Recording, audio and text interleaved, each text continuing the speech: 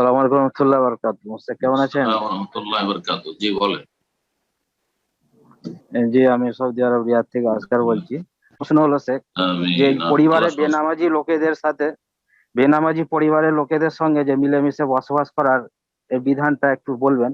যে অনেক সময় তারা হয়তো টাইমলি নামাজটা ঠিকভাবে পড়েনি, হয়তো সূর্য ওঠার পরে পরে হয়তো কোনো সময় কাজ থাকলো করলো না, মানে খেয়াল খুশি ভাবে বোঝানোর গুরুত্ব থাকা মানে জানানো সত্ত্বেও তারা এরকম গাফেল করে মাঝে মধ্যে।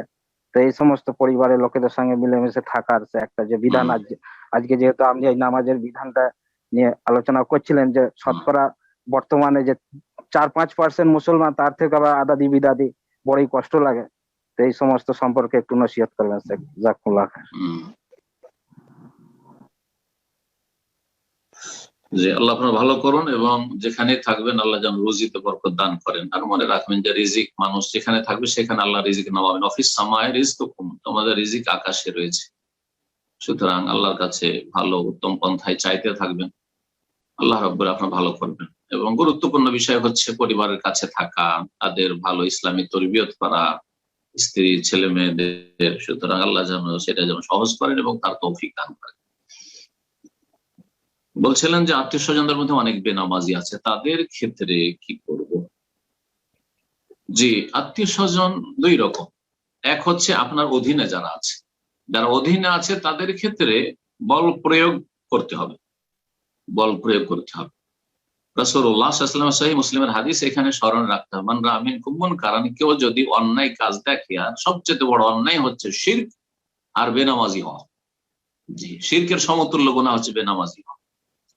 তো কেউ যদি অন্যায় দেখে, ফালিয়ুগাইয়িরহু বিয়াদিহি, তার পক্ষে ক্ষমতা যদি থাকে, তার পক্ষে সম্ভব হয় বা তার ক্ষমতা থাকে, তাহলে বল প্রয়োগ করে বাধা দেবে। তো আপনার অধীনে হচ্ছে আপনার স্ত্রী, আপনার অধীনে হচ্ছে আপনার ছেলে মেয়েরা, আপনার অধীনে হচ্ছে আপনার ছোট কচিকাঁচা ভাই বোনেরা যদি থাকে, নাবালক ভাই বোনেরা থাকে যাদের আপনি ভরণ পোষণ করছেন, তাহলে তাদের বল প্রয়োগ করে নামাজি বানাইতে হবে।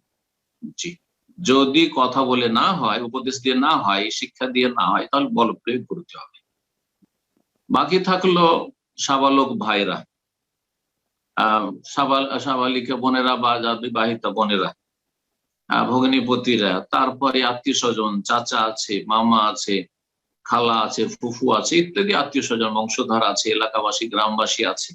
তাদের ক্ষেত্রে দ্বিতীয় স্তর, ফাইনলাম ইয়াস্তাতে, বল প্রয়োগ করার যেখানে ক্ষমতা নেই, আর বল প্রয়োগ হয় সরকার করে গোটা দেশের মানুষের উপর, আর না হলে প্রতিটি বাড়ির অভিভাবক করবে তার অধীনের লোকদের উপর। বাকি অন্যান্য যারা রয়েছে আপনার অধীনে নয় যারা, তাদের ক্ষেত্রে ফাবেল ইসানি, কথা দ্বারা অন্যায়ের প্রতিবাদ করতে হবে। তাহলে তাদেরকে আপনাকে উপদেশ দিতে থাকতে, বলতে থাকবেন, নামাজ পড়ুক আর না পড়ুক, বলতে থাকবেন যে চলেন ভাই নামাজ পড়ি, মামা চলেন নামাজ পড়ি, বড় ভাই চলেন নামাজ পড়ি, ভাই চলেন নামাজ পড়ি, ইত্যাদি।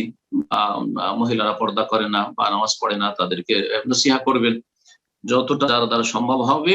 আর আপনার আশেপাশে যারা রয়েছে, জি, আশেপাশে রয়েছে বিশেষ করে, তাদের ক্ষেত্রে আরো দায়িত্ব বেশি। তো কথার দ্বারা প্রতিবাদ করবেন। আর আশা করি কথা বলার ক্ষমতা সব জায়গায় আছে, ভালোভাবে কথা বলবেন, কথা বলার ক্ষমতা আছে আলহামদুলিল্লাহ। এখনো যে কোনো ব্যক্তিকে, বেনামাজিকে বলতে পারবেন যে ভাই নামাজ পড়ো।